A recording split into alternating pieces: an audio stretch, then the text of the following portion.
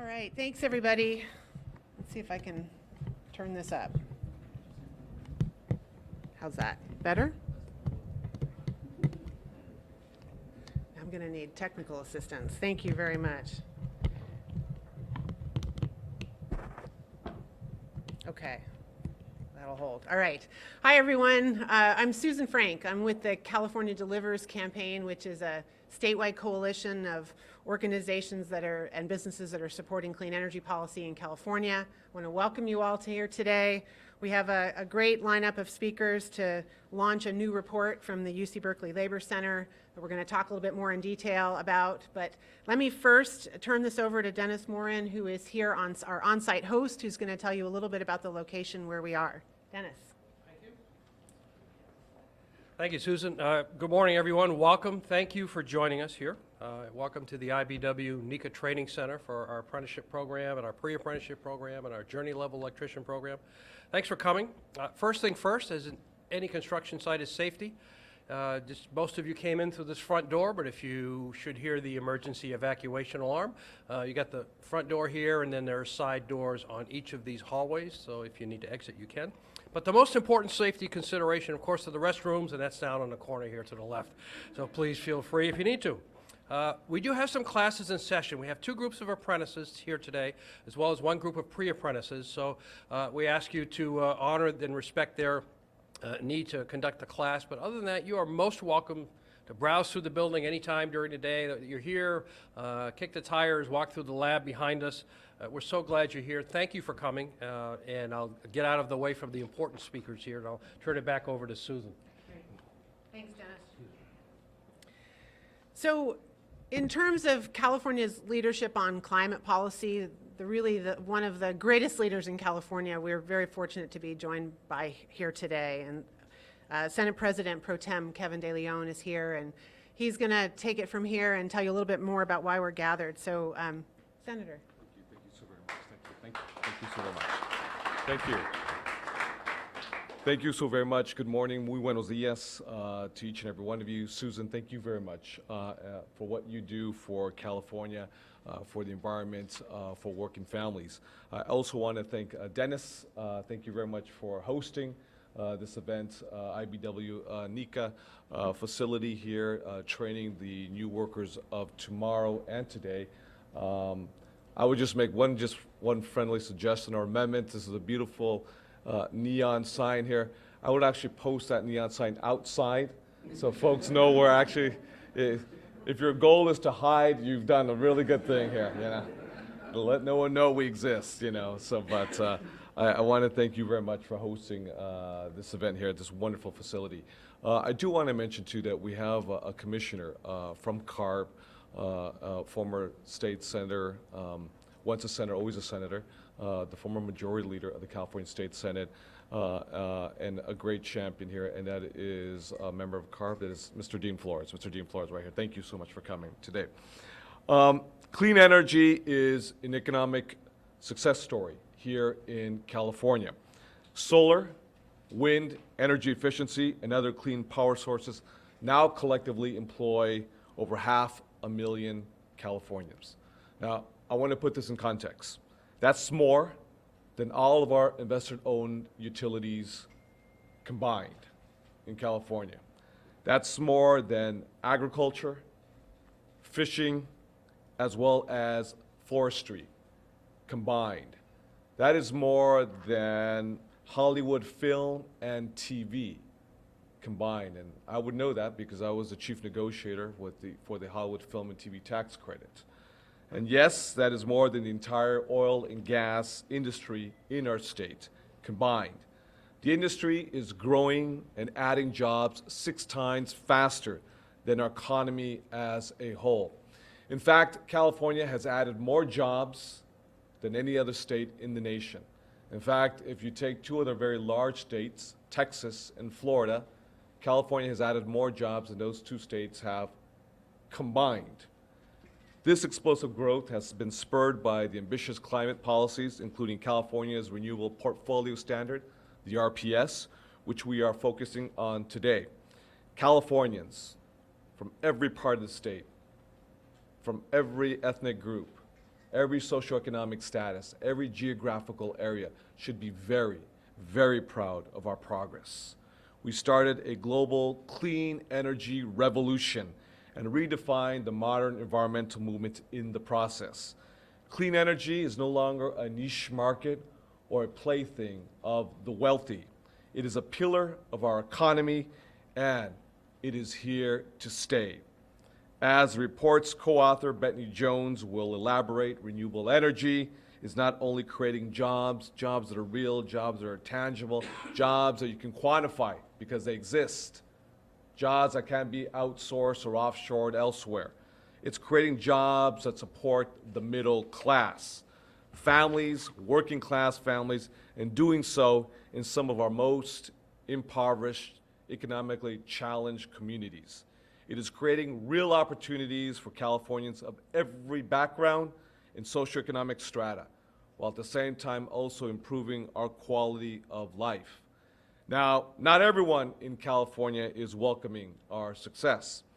There are very strong, powerful, special interests who are hard at work in the courts, in our legislature, in the political arena, buying influence to bankroll candidates to avoid changes that improve their method of doing business and to halt the implementation of our clean air policies. If, in fact, we want to continue down a path to a more prosperous, a more equitable, and sustainable economy, we need to redouble our efforts with long-term greenhouse gas reduction targets. California's groundbreaking cap-and-trade system, which limits emissions of carbon and other global warming gases, is set to expire in 4 years, in 2020.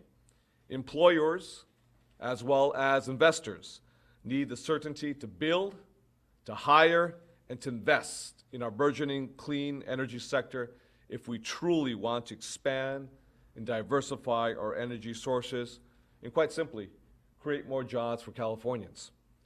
We stand at a crossroads where we can move boldly into the future and cement our role as a world leader in addressing climate change, or we can stand pat, lose ground in the global economic race, forfeit our future health and well-being for short-term profits for a handful of very, very powerful companies.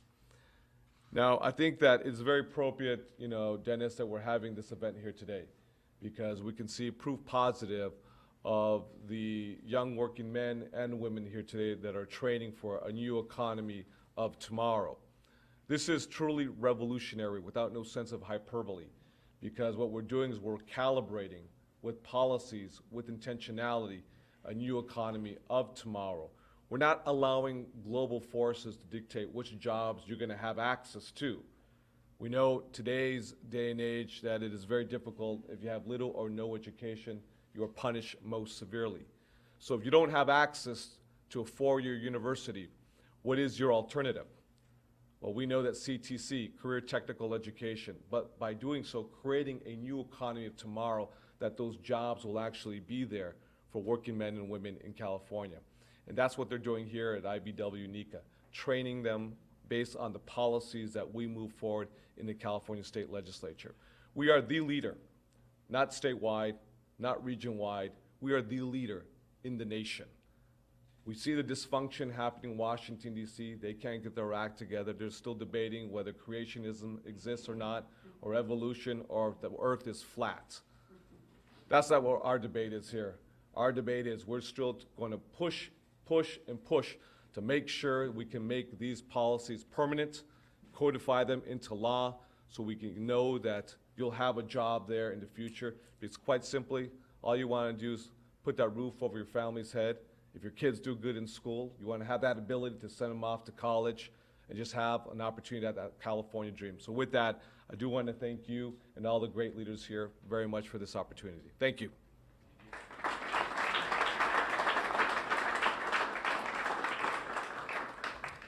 So thank you, Senator. We are blessed with a tremendous amount of leadership in our legislature on clean energy and climate, but we really have a few standouts. Obviously, the pro tem is one of them, but the other one is standing right behind me to my left, Assemblymember Eduardo Garcia, who's going to speak next. Good morning. Buenos dias. It is great to be here, and thank you, Senator De Leon, Pro Tem. I was sharing with him, or asking him if his ears were ringing yesterday. I was at the White House at a state legislative briefing, and there were about 30 legislators from throughout the country, and every time the White House wanted to make an example or a good example of policy that's being put forward, it was Senate Pro Tem De Leon on climate change, and Senate Pro Tem De Leon on gun violence, and Senate Pro Tem De Leon on health care for all. And so I was sharing with him what an honor it is to be able to share this space with him this morning. It's quite simple. The report highlights the significant amount of investment that has gone in to areas that are disproportionately economically distressed. I represent the 56th Assembly District, which some would say it's the furthest and last geographic location of the state of California, but I like to say it's the beginning of the state of California. It is adjacent to the Mexican border of Mexicali, Baja California, and the border of Arizona. And it is a place that has chronically experienced unemployment rates up to 30% at times. And the fact is that this report highlights that the majority of economic investment has gone to these economically distressed communities throughout California. If it wasn't for our renewable energy and climate change policies in California, I can't imagine what the unemployment rates would be like in Imperial County. But we're focused today on making sure that we can stay the course.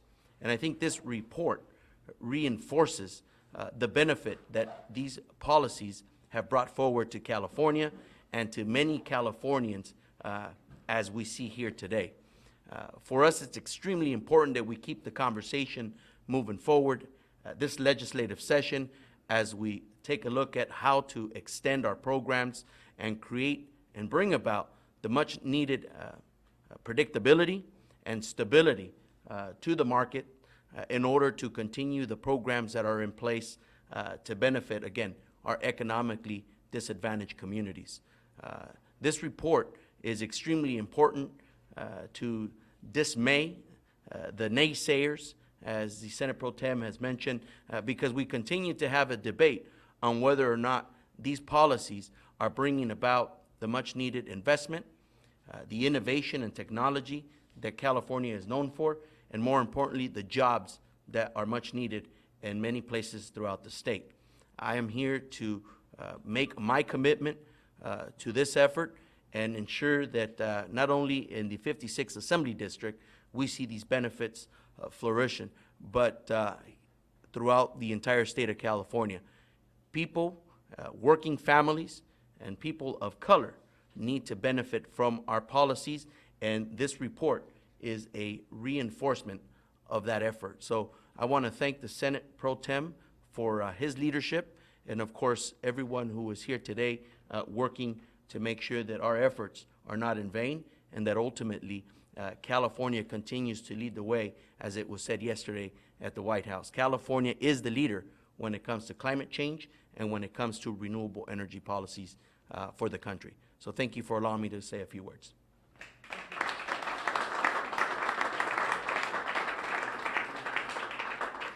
So for those on the live stream, you're not maybe able to get a sense of the room that we're in right now, and it's filled with apprentices that are part of this program. So I'm going to take a quick second here. All the apprentices, can we do like a cheer or something? Can you all just say, what do you have, a chant or a cheer? Or what do you? All right. All right, one more time on the count of three. 1, 2, 3. 3, 4, oh. Excellent. That's what I was hoping for. And I also wanted to acknowledge, in addition to Senator Flores, CARB board member that's here, we're also joined by Emilio Camacho, who's representing CEC Commissioner David Hochschild. Very glad to have you here. So we're going to turn this over to Bettany Jones, who's the Associate Chair for the Don Weil Center on the Green Economy at UC Berkeley. She is one of the co-authors of the report that we're here to talk about today. So Bettany, why don't you come on up and say a few words? Thank you so much for your time and attention and allowing me to share some of our findings. We were looking at the link between good jobs and a low-carbon future based on evidence from the last 15 years.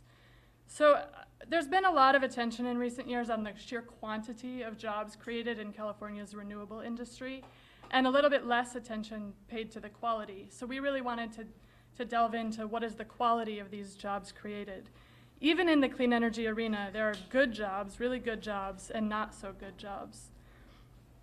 And we found that the Renewables Portfolio Standard, one of California's key climate policies, has almost entirely led to the creation of good jobs. Demand for clean energy has been driven by the RPS, the Renewables Portfolio Standard. And this has created a virtuous cycle that benefits workers, the construction industry, the economy, and the environment. We see job quality reflected in higher wages, but our research shows that it is really the suite of benefits that differentiates these jobs from other clean energy jobs.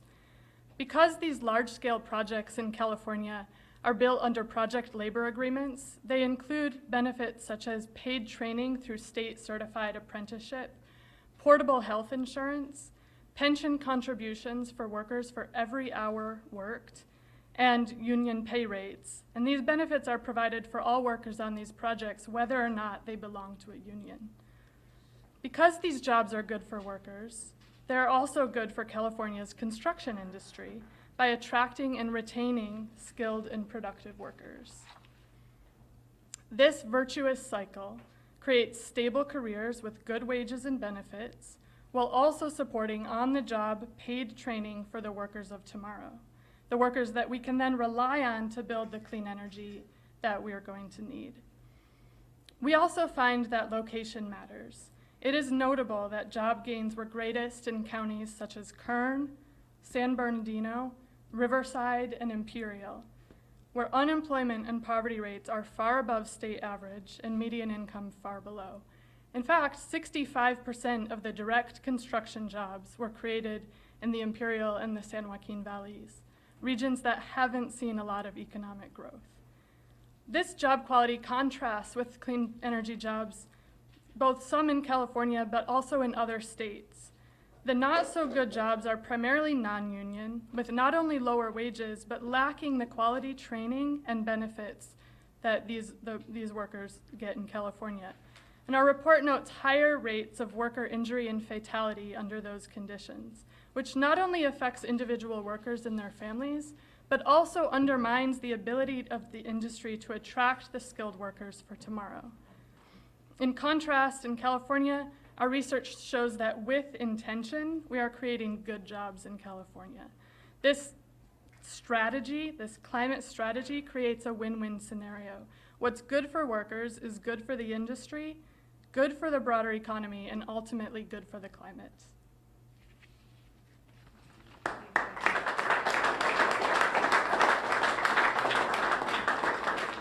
Thank you, Bethany, and we'll have the chance to have questions in just a moment. We've got a couple more people to say a few more words. Jeremy Smith, who is the Deputy Legislative Director with the State Building and Construction Trades Council. Jeremy. Thank you. Good morning, everybody. Thank you. As she mentioned, my name is Jeremy Smith. I'm with the State Building and Construction Trades Council of California. We represent 400,000 construction workers in California who belong to local unions, a contingent of whom is in the room, so thank you guys for taking a break from your class today to be in here and hear these comments. We're pleased to be here this morning to support the release of this report. Yet more data that illustrates the state's RPS is not only good for the environment, but good for the state's construction workers and the economy. The report, however, goes a step further. It illustrates what those of us in the unionized construction industry already know, that the jobs making the environment cleaner should and can be middle-class jobs that pay the prevailing wage. We know that the prevailing wage leads to good-paying, middle-class, sustaining jobs that allow workers to have the wages and benefits that we all associate with good jobs. We know that the RPS provides good-paying jobs to areas of the state that are experiencing the highest unemployment rates, which alone is a positive outcome. But when added to the fact that these workers are also earning a living wage, the prevailing wage, the efficacy of the RPS really is heightened.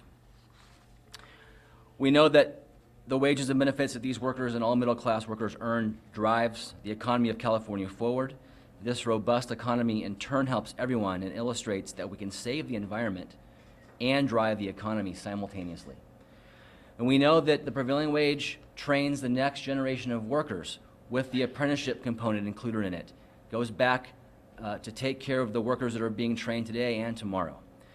As the report shows, over 11,000 megawatts of new RPS compliant generation capacity has been built since 2002. Proof that paying workers the middle class sustaining prevailing wage does not get in the way or impede the construction of critical new clean electrical generation capacity. In short, to save the planet, the report proves that we don't have to scrimp on paying workers who are constructing renewable generation capacity the wages and benefits that allow them to support their families. Thank you.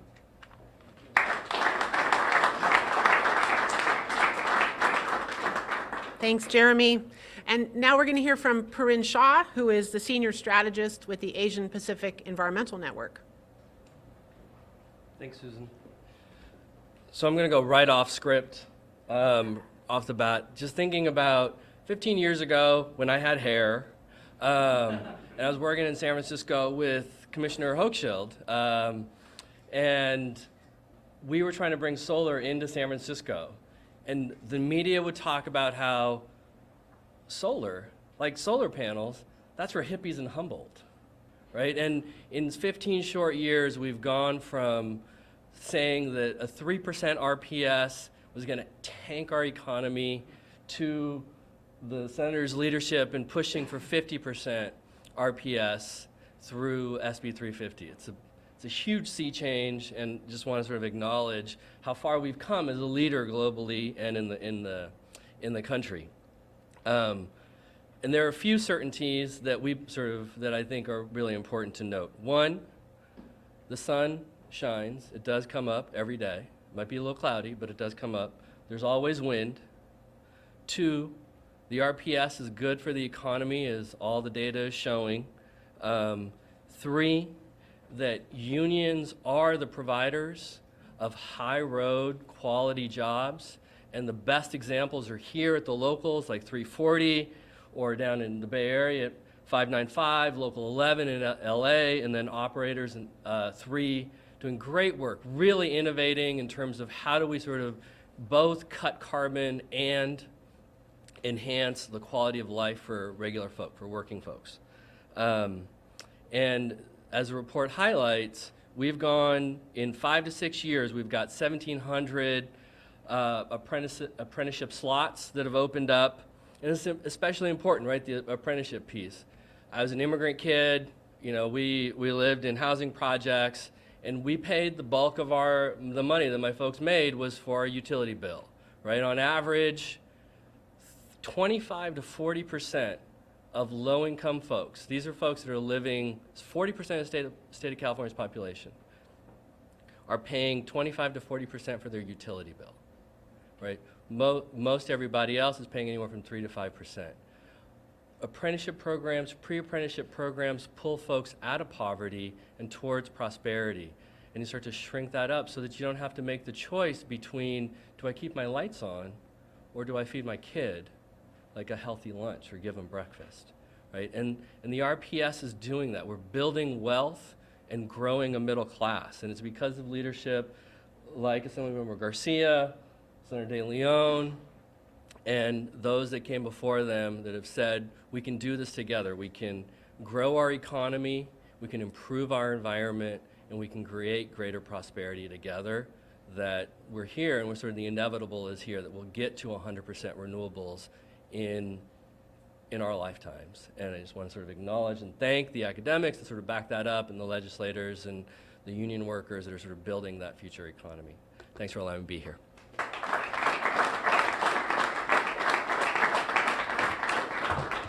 Thanks, Parin. Last but not least, Manny Cofield, come on up here. We're going to hear from Manny, who has some actual personal experience as a worker and an apprentice, who's going to tell us a little bit about his story. You're up. All right, thank you. My name is Elohim Cofield. Most people call me Manuel. My journey here with the locals started not too long ago. It was I was in class going through American River, and I was asked about the CW program here at the local by Ken Alexander, excuse me. He told me to talk to Rusty. I talked to Rusty. They put me at work immediately. Immediately, I started working at the California Teachers Association in Stockton. I went on to a solar job over at Target on 65th off the I-80. My knowledge within the local has grown a lot. I came in with no knowledge. Now I have a lot. I feel my learning curve at the age that I am now is growing even further. I can't give enough credit to the union for giving me the opportunity. Before it was temp company after temp company, low-end jobs, jobs where I was going nowhere. I went to school, I went to college, found out that the things that I wanted to do weren't exactly what I wanted to do.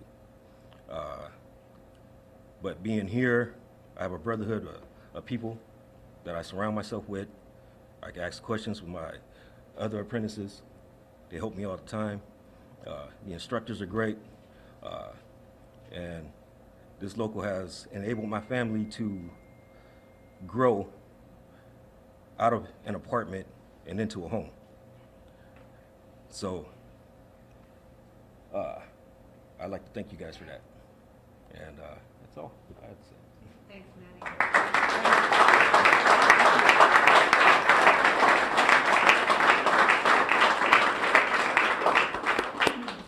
All right, that's our prepared program, provide remarks. We're going to have the senator and the assembly member here, and of course, all of the speakers available for questions from the media. So I'll stand off to the side. Do we have any questions? Sure, just wondering, I know the report focused on up to 2015, but do we know beyond that what kind of green jobs are available from your efforts? You're talking about in the aggregate, the green jobs, energy efficiency, not just in the renewable, clean energy space. I think upwards, I think 500,000 jobs have been created in the clean energy space, but that's not disaggregated. That's an aggregate number based on our policies here in the state legislature. So obviously that includes energy efficiency, that includes wind, that includes solar, whether it's utility scale or whether it's distributed generation. So that's an aggregate number as opposed to what we're talking about today, which is utility scale based on the report, which is about, I would say, since 2012, of the 35,000 jobs created, 90% have been created since 2012 on forward, but the aggregate number is about 500,000 jobs. So when I made reference to more jobs created than those in all the investor-owned utilities combined, agriculture, fisheries, forestry combined, as well as Hollywood film and TV, as well as oil and gas combined in California, that's an incredible number right there. I might also just mention that last August, we put out a report that projected what the 50% RPS would create in terms of jobs. So the two, this looks at the quality and that looks at the numbers. You could use the two together. Any Any other questions? None right now? You want to make something up? You can make something up. I'm a Sagittarius, if you want to know. Yeah? All right? Okay. Okay. Ed, you want to make a comment? Sure. Bueno, es importante que nos reunimos aquí esta mañana para reforzar la importancia de las pólizas y la política de la legislatura aquí de California, no solo para crear empleos, sino para mejorar el clima y la salud pública de las personas que viven aquí en California. Este reporte es un refuerzo de los números de empleos que se han creado por parte de esta política legislativa, cerca de 500,000 trabajos. Estamos aquí en este centro de entrenamiento que es un ejemplo perfecto de lo que ha estimulado las pólizas de la legislatura estatal. Le damos las gracias a nuestro líder del Senado, Kevin De León, por el liderazgo que él ha dado en este tema y vamos a seguir impulsando estas pólizas hacia adelante para no solo mejorar la economía del estado, sino también para mejorar la salud pública de todos los californianos.